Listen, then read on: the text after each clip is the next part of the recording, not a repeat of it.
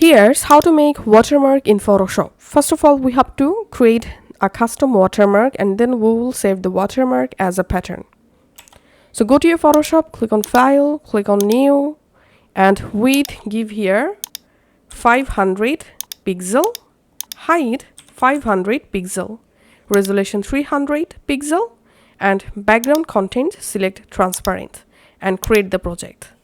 In here, if you want to add your text as your watermark, select the text tool and type in your text, and you can change your text color as well, and then click on OK, select the move tool and change your text size and click on OK. Now if you want to also add your logo here, then go to File, click on Place Embedded, and from your computer select your logo and place the logo here. And you can also resize your logo just like this and then click on OK.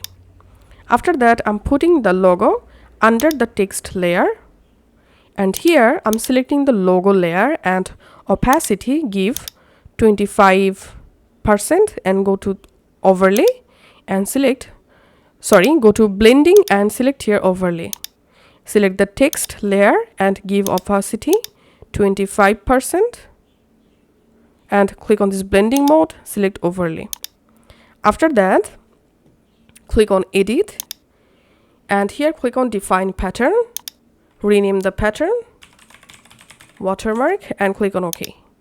And now you can close this project and you have successfully saved your watermark as a pattern. It's time to apply watermark to our different projects. So I'm just opening a photo from my computer.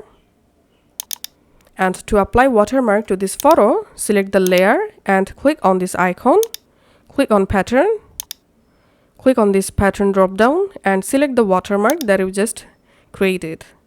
And now you can change your watermark angle just like this. You can also change scale.